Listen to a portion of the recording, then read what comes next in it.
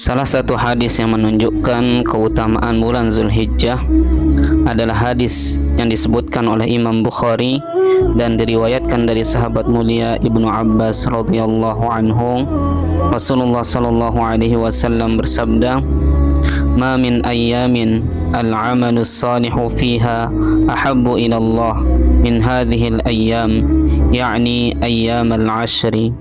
قالوا يا رسول الله ولا الجهاد في سبيل الله؟ قال ولا الجهاد في سبيل الله إلا رجل خرج بنفسه وماله فلم يرجع من ذلك بشيء."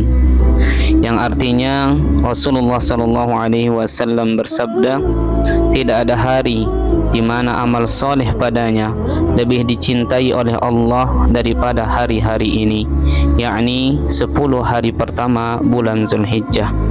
Para sahabat bertanya, tidak juga dari jihad fisabilillah atau berperang di jalan Allah? Rasulullah sallallahu alaihi wasallam menjawab, tidak juga berjihad di jalan Allah atau berperang di jalan Allah, kecuali seseorang yang keluar dengan diri dan hartanya, lalu ia tidak kembali dengan satu pun dari keduanya, yaitu mati syahid. Hadis di atas menunjukkan bahwa semua amal soleh yang kita lakukan di 10 hari pertama bulan Zulhijjah adalah amal soleh yang paling dicintai dan paling afdal dari amal soleh yang kita lakukan di semua hari di dunia ini tanpa terkecuali. Dan sekiranya ibadah itu memiliki keutamaan yang luar biasa, maka jika dilakukan di 10 hari pertama bulan Zulhijjah, maka dia akan menjadi amal soleh yang lebih baik lagi dan mendapatkan ganjaran pahala yang berlipat ganda. Hal ini ditunjukkan dengan pertanyaan para sahabat yang mengatakan tidak juga dari jihad fi sabilillah. Lalu Rasulullah sallallahu alaihi wasallam menjawab, tidak juga berjihad di jalan Allah atau fi sabilillah, kecuali hanya satu ibadah yang tidak bisa dikalahkan atau ditandingi oleh amal soleh yang dilakukan di 10 awal bulan Zulhijjah ini, yaitu kecuali seseorang yang keluar berperang dengan diri dan hartanya, lalu ia tidak kembali dengan satu pun dari keduanya, atau ia mati syahid. Bahkan dalam hadis yang lain yang diriwayatkan oleh Abu Hurairah, Rasulullah sallallahu alaihi wasallam bersabda, yang artinya tidak ada hari-hari yang lebih dicintai oleh Allah untuk beribadah kepadanya daripada 10 hari awal dari bulan Zulhijjah. Ibadah puasa yang dilakukan setiap harinya pada hari-hari tersebut sama dengan berpuasa 1 tahun, dan solat malam pada setiap malamnya sama dengan solat malam pada malam Lailatul Qadar. Hadis riwayat Imam Tirmizi, Ibnu Majah, dan Imam Baihaqi.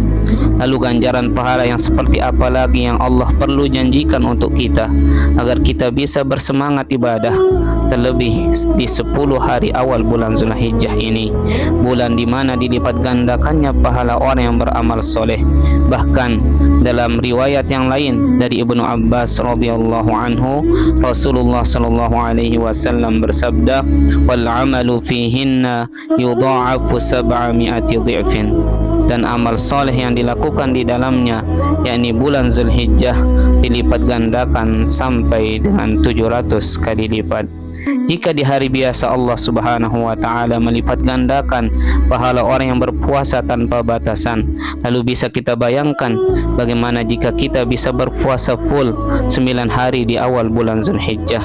Jika Allah menjanjikan kebaikan di setiap huruf yang kita baca dari Al-Quran, maka bisa kita bayangkan berapa kali lipat pahala yang kita dapatkan dari setiap huruf yang kita baca di 10 hari awal bulan Zulhijjah. Jika di hari biasa Allah mengumpamakan orang yang berinfak itu mendapatkan ganjaran pahala seperti bulir benih yang memiliki 7 cabang atau tangkai, dan setiap cabang atau tangkainya menghasilkan 100 cabang atau biji lagi, maka bisa kita bayangkan bagaimana jumlah lipatan pahala bagi orang yang berinfak berinfak di 10 hari pertama bulan Zulhijjah ini. Jika di hari biasa Allah menjanjikan bahwa 2 rakaat salat sunnah qabla subuh lebih baik dari dunia dan isinya, lalu bagaimana dengan salat sunnah qabliyah subuh di 10 hari pertama bulan Zulhijjah ini? Dan jika Allah menjanjikan bahwa salat berjamaah lebih baik atau lebih afdal 27 derajat dibandingkan salat sendiri, maka bisa kita bayangkan bagaimana jika kita bisa menjaga 5 waktu kita dengan berjamaah di masjid pada 10 hari pertama bulan Zulhijjah ini. Akhirnya kami tutup video ini dengan pernyataan Sayyidina Sa'id bin Jubair, salah satu pemuka tabi'in, yang mana ia mengatakan, jangan kalian matikan lampu-lampu kalian di malam-malam 10 hari pertama bulan Zulhijjah. Dan beliau berkata pula, bangunkan pelayan-pelayan kalian untuk bersahur bersama untuk berpuasa Arafah. Akhirnya semoga Allah memberikan hidayah dan inayahnya kepada kita semua agar bisa memaksimalkan sisa umur kita untuk beribadah kepada Allah, khususnya di 10 hari pertama bulan Zulhijjah. Demikian, terima kasih. Assalamualaikum warahmatullahi wabarakatuh.